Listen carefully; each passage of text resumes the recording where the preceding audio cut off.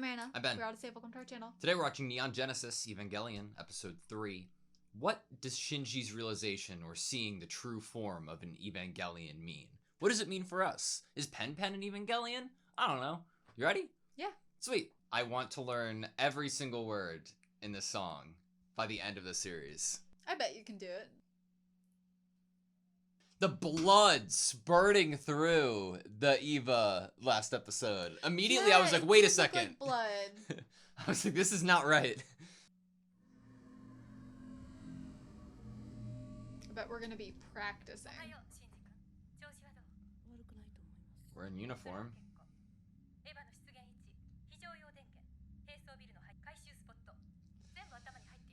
Oof.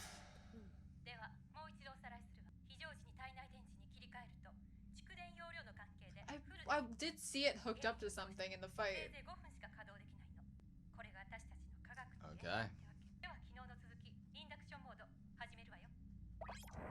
Induction mode.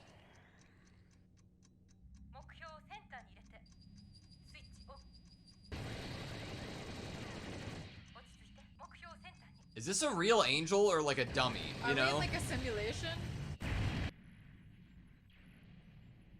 Or they're just so. Oh, okay. Cool. Well, I'm glad we have something like that to practice with.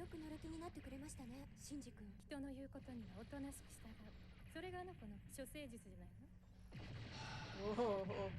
I love the shadow. Oh. Look at that devoid of life. The way his voice has been since this episode started. There's a numbness to it. Oh yeah. The silent phone. It's gotten clean in here. Who's been cleaning? Misato, of course.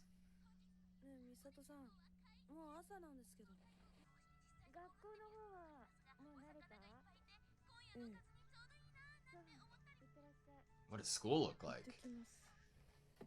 Do you think like people would think he was really cool if they knew he was a pilot?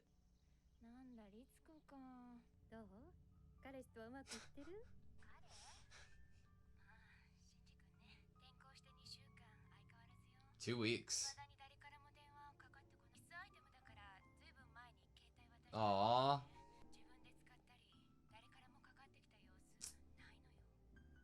He's used to being alone. Silent phone.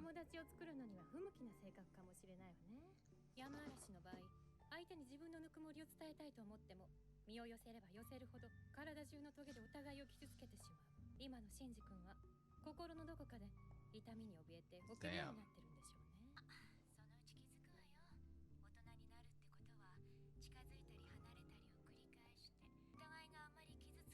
Oh. Are those the two hedgehogs? She really looked like somebody who can come back to work in 6 days.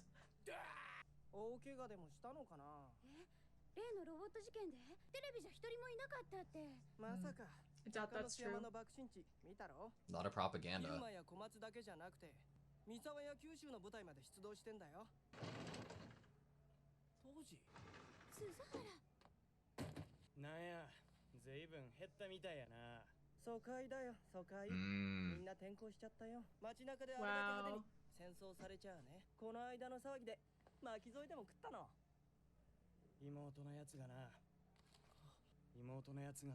Holy shit.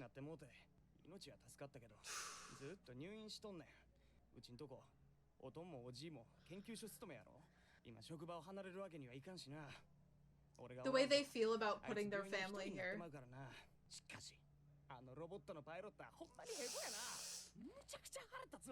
I don't know if they think it would be cool.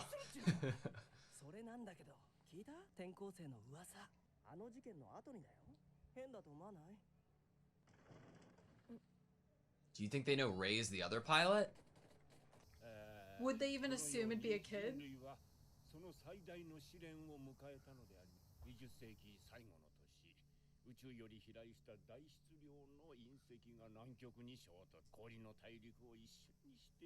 Oh. So that's why all those buildings were underwater. Second impact. 経済の崩壊、民族紛争、内戦、その後生き残った人々もありったけの地獄を見ましたが、あれからわずか15年で私たちはここまで復興地人類の優秀性もさることながら、皆さんのお父さんお母さんの血と汗と涙と努力の賜物と言えるで。 Lines of dialogue going over this too. Was he supposed to keep this a secret?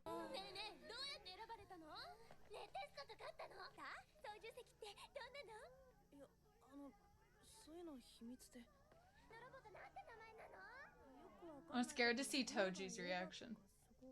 Why didn't you do more to save my sister, you know? Mm-hmm.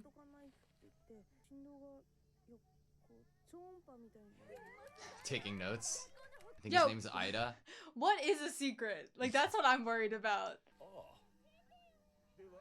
Look at him. He's the one that didn't run over.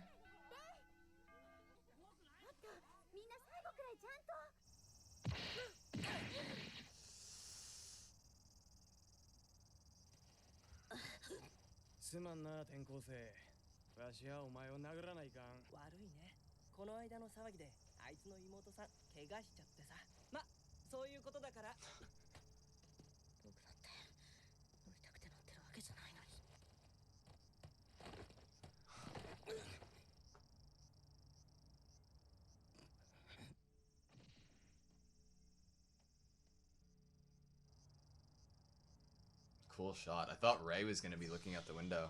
I did also think that. Wow. I feel like I want to cry right now.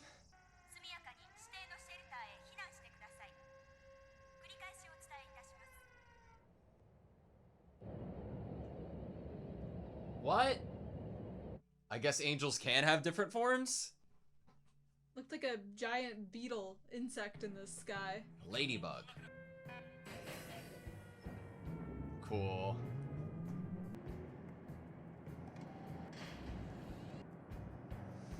That's why it looked like the city was like upside down.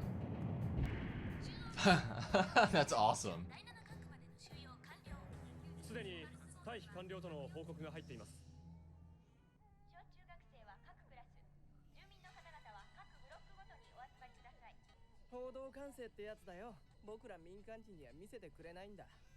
Some people know.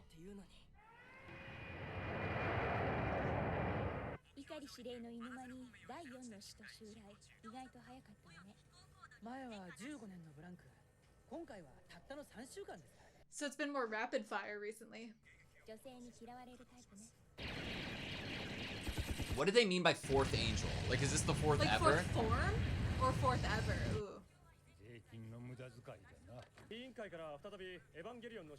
Like using the conventional weaponry is a waste of money.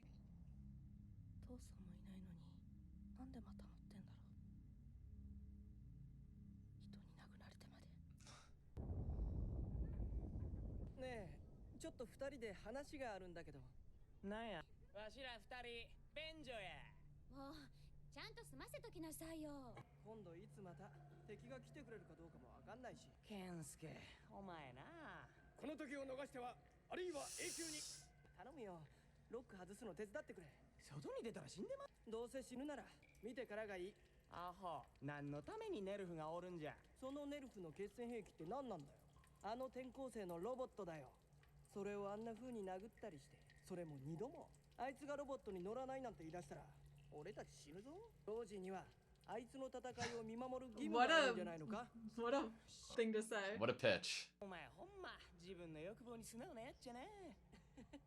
He has passion. It's a way to get what he wants. That line of thinking, like, you punched the kid that's like the only one that can fight right now. Oh no. Oh. There's a lot of potential here in writing. Is it like a centipede?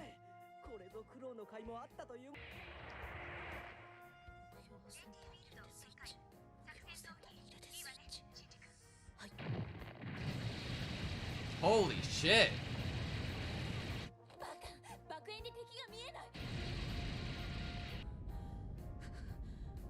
He doesn't have combat What do you expect? Oh.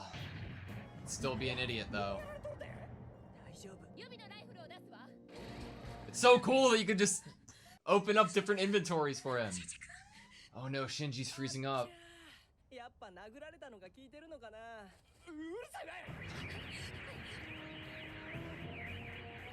I mean, what he said when you punched him the second time. It's not like he wants to do this. Oh.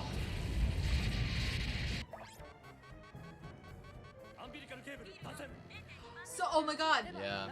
Why else would we hear about this time frame that he could have being detached?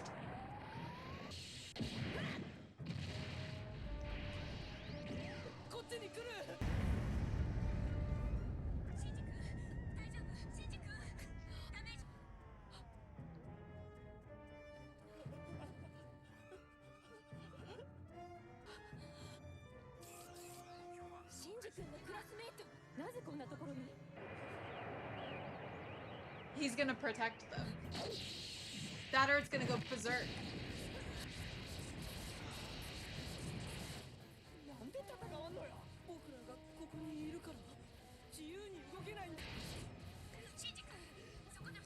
Let them into the cockpit.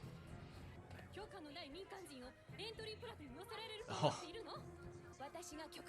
Damn. Ooh.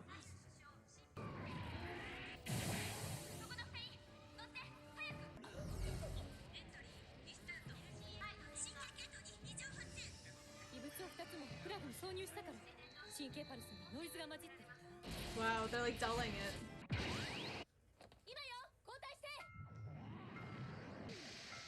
Oh.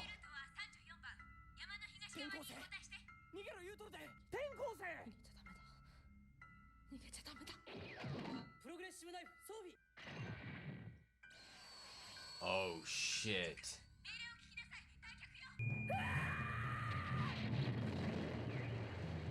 Is a minute enough? Oh!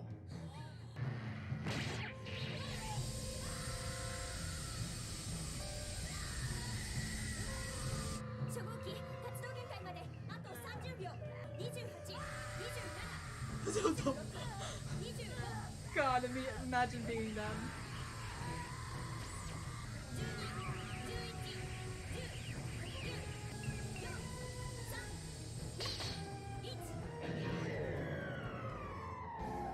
Holy shit. Cutting it close, no?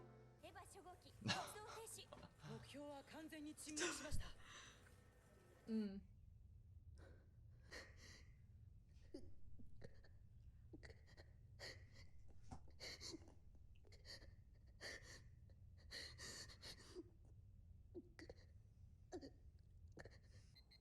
Wow.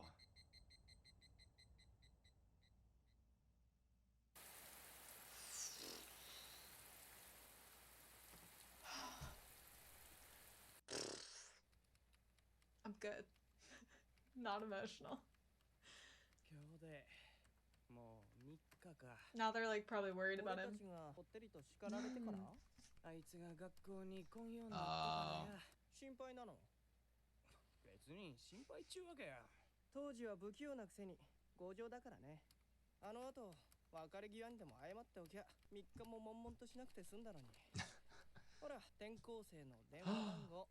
Hopefully the phone does not stay silent.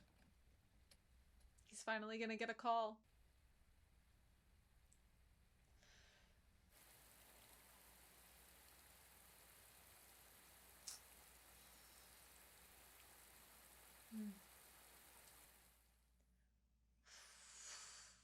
Okay, that was Neon Genesis Evangelion episode 3. We met 2 new characters. We did. Ida and Toji. Ida is an inquisitive one. He has a camera. He's one with glasses, and he wants to be able to see, even if it causes his own demise, this action in person. Yeah. He also has a really fun way of phrasing things to someone else in order to convince them to go along with his plans, and also a way of like saying the truth while also like and making people feel bad. He's very perceptive, and he's using his perception to elicit action in other people. Mm-hmm. You know, he's very unfiltered. He's very like true to himself. I will say that. yeah. I had two main takeaways from this episode. Like obviously a bunch of details, but the two main takeaways are Shinji and his emotional well-being, and the second is the second impact. Oh yeah, okay. Which would you like to go to first? I feel like it's maybe easier to go to the second impact first and end on the maybe more emotional note as we go into the next episode. Let's read it so we don't get anything wrong. And so humankind was about to face its greatest trial. In the last year of the 20th century, the massive meteor from space slammed into the continent of Antarctica. The continent's ice cap was melted almost instantaneously. The water levels of the ocean rose, the Earth was thrown off of its axis, and Sorry, I'm gonna unplug my headphones. The audio's being weird. And abnormal weather patterns threatened the lives of all living things. Now, it goes on to say several thousand species and half the world's population were lost for eternity. Mm-hmm. And this is when we start getting like some interjections from the classmates of Shinji. But we get the title of that was the so-called second impact. Mm-hmm. Just from that, I think there is something to be talked about. Yes. So when the first episode opened and we saw the landscape with the tanks, but then in the background was the buildings that were underwater, my first thought was, oh, during an attack from an angel, a dam was broken and this place flooded. That's what my mind said. And yeah, we have the angel like swimming under the water, but I was like, yeah, a dam must have broken and a bunch of water flooded in here. Like that into a valley, a basin of some sort, you know? That's what happened here. No. That is not what happened. It is much worse. I was thinking like Japan sinks, but like the entire world like coming to that, you know? Yeah. But like you said, that's not what happened. It was the second impact. Do we believe it? Because there are so many seeds sown in the first 3 episodes of how much government conspiracy and cover-ups there are, and our reluctancy to tell the public any truth. Mm-hmm. Or at least a muddled version of it. Or even let them see the actual footage of what these things look like in the fighting with it. Yeah, and we're learning about this in a school, and I'm assuming that the teacher and his curriculum is probably decided by said government or the world. And do we think that that's the case? Or did we do something that caused this second impact? Okay, so there's 2 things. Why is it the second impact? What was the first impact? Did we do something to cause the angels even coming to begin with? I think is a really great question. Like, what was the catalyst? What was the reason for the angels appearing? Was it something we did? I think that alone stands as a good question. But in terms of what you were bringing up of can we believe what is being taught here to the students, I feel like a place I could go is maybe everything's true except for it being a meteor that is the reason this happened in Antarctica. Maybe it wasn't a meteor. Maybe it was the first alien crashing down on Earth. Maybe it was their ship. Maybe it was something we did in Antarctica that had this happen. Yeah. I don't know, like, I feel like that could be called into question. Like, is that the falsehood here in this thing that's being taught? Because we really don't know. Like you brought up, there's a lot in this episode that proves that, like, we maybe should not trust everything that we're being told by anyone other than maybe the people of nerve, like, in charge. But, like, maybe Misato is, like, a more trustworthy character in terms of, like, not just, like, she's more trustworthy, but the information she has is maybe more true, more authentic, more real. I was looking up online just a second ago, like, what the actual term was for the golden records is what it is, which is, like, on Voyager when we sent out that message into space of our humanity and the history of our race. Mm-hmm. Like, what a fucking stupid idea. I want to talk to the person who did that. But, but second impact could mean that the first impact could refer to the one that killed the dinosaurs.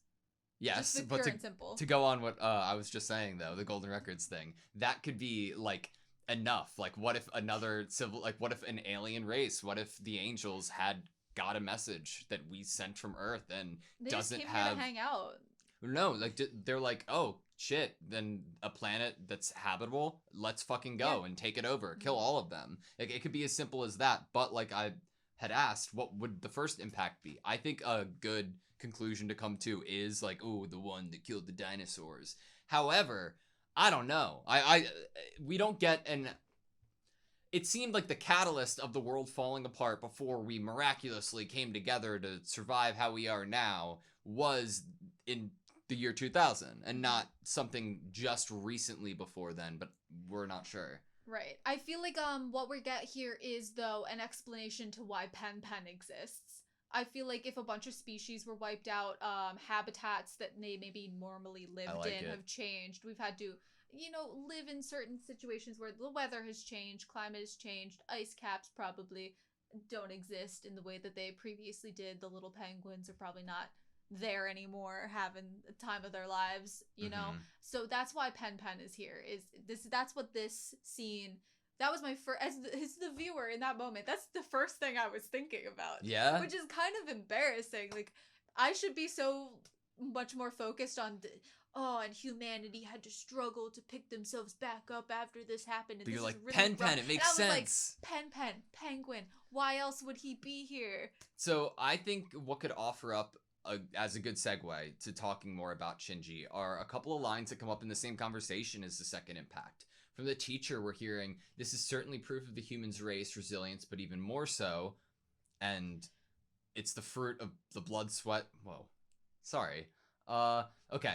Your fathers and mothers have dedicated to this cause. It's all the blood, sweat, and tears they have dedicated to this cause. Mm-hmm. And it's interesting that he's being asked by his classmates right now if he is the pilot when we're getting the line of what his father could have dedicated to the cause. Mm-hmm. I think that brings into question why he even says yes. There's speculation that he's the pilot, and we were talking about it in the middle of the episode. Like, what is and isn't a secret? What are you allowed or not allowed to say to people or tell to people? Why is Shinji so openly saying that he's the pilot?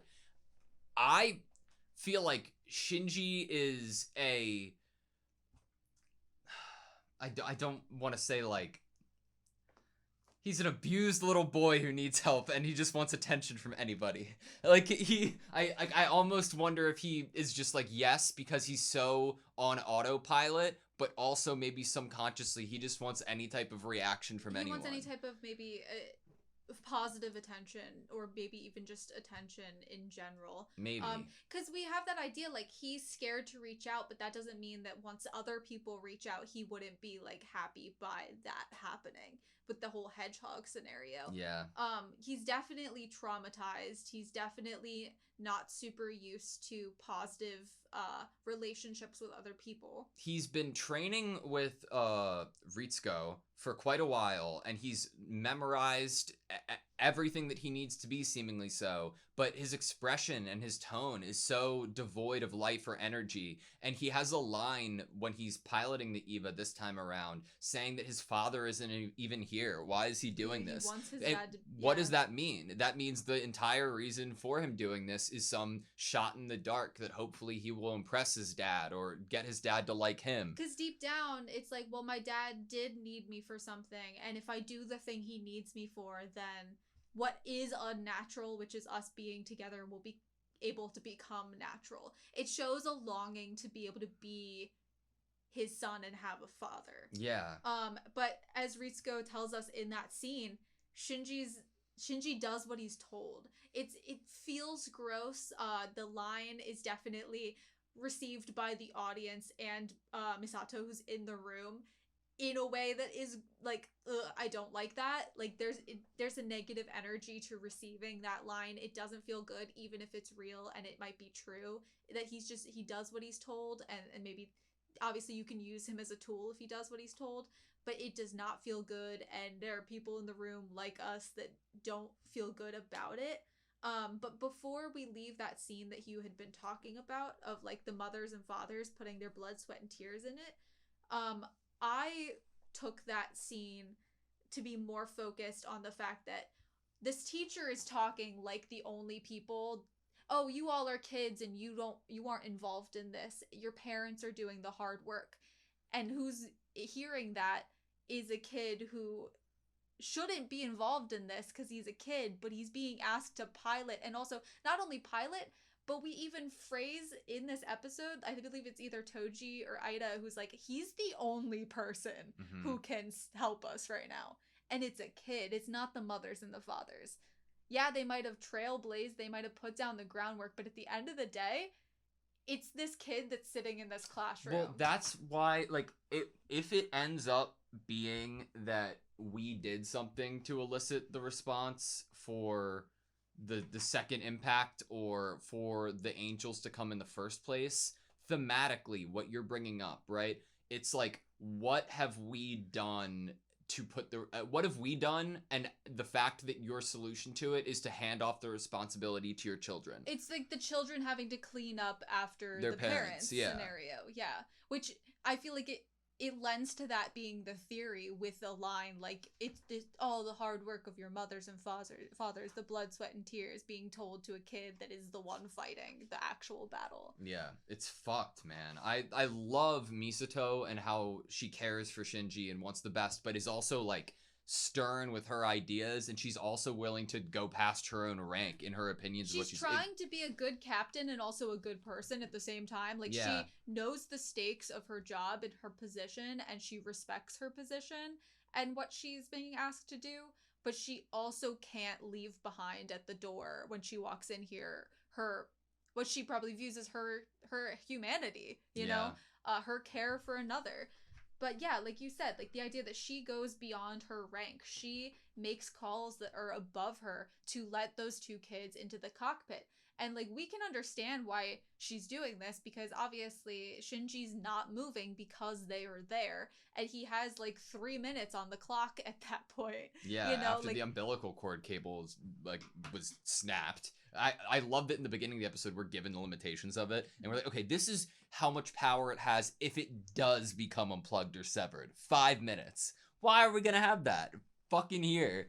Down to the wire. My question here, with Ritsuko having like a kind of issue with the call here from Misato to let the kids in, are we kind of being shown, obviously we know she has less care than Misato in terms of the kids possibly, or is more focused on business. Is she okay with the two classmates dying here? Yeah. You know, that's a question that I have to pose from this scene. Like, she's pushing back, like, you don't have the authorization to let those two kids in.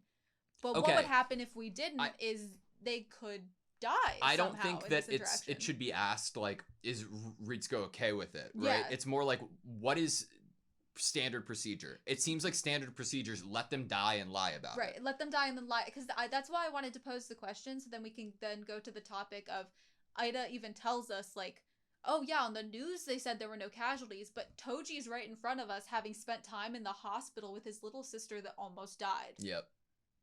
And I get Toji beating up Shinji a little bit. Like, if that, like, I get where the rage comes from. Yeah. I get, because you're coming from a place of, like, you were the one that was supposed to keep this from happening. It's almost like, in his mind in that moment, like, you're to blame for my sister getting hurt, even though it's kind of misplaced to some degree. And even if I think that the government in this world is fucked and I'm just a kid, so I don't know too much, my assumption would never in a billion years be that this kid was chosen because he's a kid. I'd be like, if this kid's a pilot of something, there has to be something extraordinary about it. He's really good at it. Yeah. And so obviously, it's almost like you're separating him from being a kid in that moment, because if you're chosen to be a pilot, then you must be, like, held to a different standard. But to incorporate such a thing in the same episode, I'd say the episode out of the first 3 that we've gotten the most of how Shinji's emotions are being felt and what they look like is such a great decision, because on one end, a character knows nothing about him and is just reacting emotionally based off of what has happened in his life and his little sister, and then we get to see the devastation that is Shinji's feelings and how complex they seem to be. Yeah. God. So complex that, okay, so we get him disobeying orders in this episode. I wonder what is actually happening here in his mind as he is deciding to take out that little dagger and disobey orders right after Misato basically does something similar, which is do a call she's not authorized to do. It seemed like he was just going on autopilot from the training from Ritsuko. Like, he wasn't even listening. It was just like, okay, no, what's procedure? I need to do what procedure is, you know? Or just like, I failed to take something down properly before and people died. I can't fail here. And just the desperation of maybe not hurting or upsetting people and disappointing people is what hits here. Because I feel like obviously he didn't hear the conversation in the second episode of all that council of people being like, your son destroyed the robot and cost us tons of money, and now, but then he knows what his classmates think, and he does know from his interaction with Toji what happened from him not being able to properly pilot and properly take down an angel quickly, without. But to argue against that, the safer option that would be saving people's lives would have been to retreat, right? Right, so it is almost selfish here to some degree.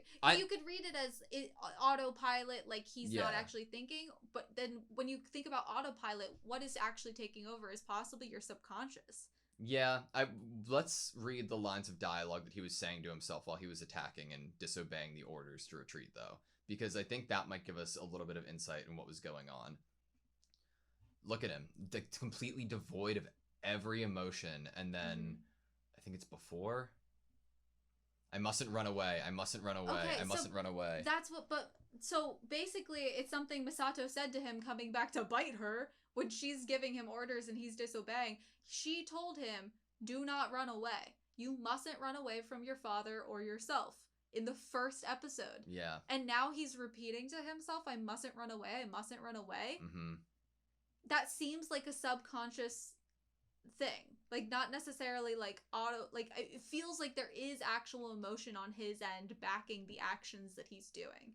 Yeah. Okay, my last thing is something we were questioning during the episode. Subject, fourth angel. And we were talking about a fourth angel showing up and like, what do you mean by fourth? Yeah, what do you mean by fourth? Like, is this like fourth in a quick succession? No, I think it is the fourth angel that has shown up, like, and just that. Right, and they bring up like the time period it took before. They gave us a 15-year one. break at first, and then we're getting a second one within 2 weeks. Right. And so what does that say? That means that we've had the third angel, which we've seen, right? What was the second angel, the second impact? Because it's been 15 years, the year 2000. Then what was the first angel? When did we get the first two? You know? It's just another place for us to say in this discussion, what actually happened? What is the history? What is the actual history that's not in the books that are being passed out to kids in schools? Like, what actually happened? And where, just show me all the facts so I can just look at them and know. Not like I don't want them to actually give me all the facts. I want to be able to theorize. I'm more saying this in like a joking manner of like, who can you actually trust? Like, I'm so curious because on one end, what I had said in last episode's discussion, like I had the feeling that this was going to, or not the feeling, it just, one of the things that really stood out to me was the character writing and how much intention there is and depth to it. And that is real and existing here. But now I'm also really fucking intrigued about the history here and what happened 15 years ago. I wonder if we're ever going to get to know. Are we more intrigued by the history because we know that the history is being changed? Yeah, definitely. Like, I think that I think I'd be intrigued no matter what, because if they're giving me the little pieces they're giving me and I'm trying to understand we what only they mean know by that it. real-time history is being changed. Right. At the moment, as it stands, the second impact was it was just a natural disaster. A meteor came down and hit Antarctica, and then a bunch of stuff happened. I'm just naturally an untrusting person. I guess. But I mean, that's a survival tactic, right? Like you're gonna survive. If this happened here and now, that probably means you would survive because you'd be like a little suspicious. You'd be suspicion doesn't help when half the world floods, you know. Oh, that's so fair. Yep. I'm not a very strong swimmer, so that would suck. I have just one final question, I guess. Why no call at the end of the episode? So assuming that there was no call. Oh, okay, yeah. Yeah. Is it just how the shot was done? Yeah, how the shot was done and how long it played. It could just be like, hey, I'm sorry, and then hang up, or... Because all we saw was a hesitation. That doesn't mean there wasn't something in between the hesitation and the hanging up of the phone. But it did come across like he didn't hang up the phone, and that's fair, man. Like, he hasn't been to school in 2 days, and it might... Bringing yourself to call someone to apologize is not an easy thing to do. It also doesn't necessarily... It wouldn't also necessarily feel like the right thing to do. In certain ways you could read it. One might feel like, I deserve to agonize these last couple days over what has happened because I saw that kid cry and scream and have to kill something in front of my own eyes. And if you had apologized then you wouldn't have had to agonize over the past few days. There might be a way to read Toji as he feels like he's deserving of the time that whatever time he has to agonize before he can actually apologize is deserved, is justified. And you could also just see maybe it is better to give that apology in person because you hope that there is a time where he returns to school. Yeah. Like, I'm gonna wait until he returns to school because in a hope that he does to apologize.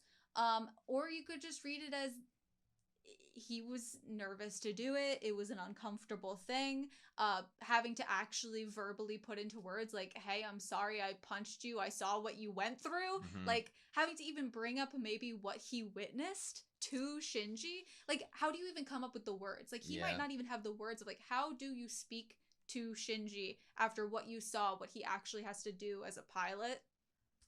My last thing is that we got a simulation room. That's pretty sweet. At first, I was like, wait, was that where Ray's, like, Eva, like, was, like, punching the wall? Was it a simulation room? I don't think it was, but cool that we have one. It is cool that we have a simulation, but since you brought up Ray, she goes to school here.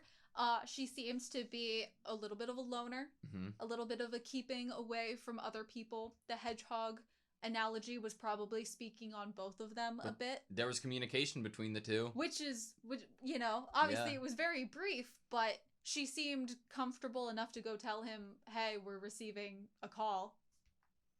I wonder if friends could come over. Like, what if, like, I was trying to think, oh, what if Toji didn't want to call because he wanted to go visit and apologize in person? And then I'm like, can anybody go there? And if they can't, then it's only inevitable or a matter of time that him and Ray start interacting with each other, like, on the premises. You know? Yeah, like, the apartment that they're in, is that within just, like, are only the personnel allowed to live there? Well, all of these kids are children of personnel, basically.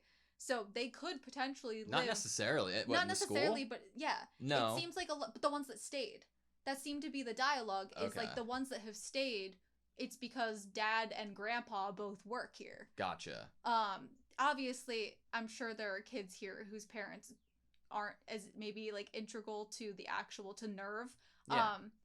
But there's room for the fact that they could possibly live near each other. Yeah. Any of them. I wonder what Misato's, like, view of Rei is. I feel like that's one thing we haven't gotten, you know, because she's a very loving person and she's in charge of Shinji. And she put it out. Could this be the scenario where you wish you had done it? You didn't do it for one kid, and so now you're making up for that with doing it for the second kid? Or does Rei have different circumstances than Shinji where Rei's not as alone as Shinji is? Or Rei just, from a military standpoint, doesn't need all the babying that Shinji does. Maybe there's something about Rei prior that had her be, like, ready for this in a way that Shinji wasn't. All right, you good? Yep. Thank you guys so much for watching this video. Please like, comment, and subscribe, and hope to see you next time.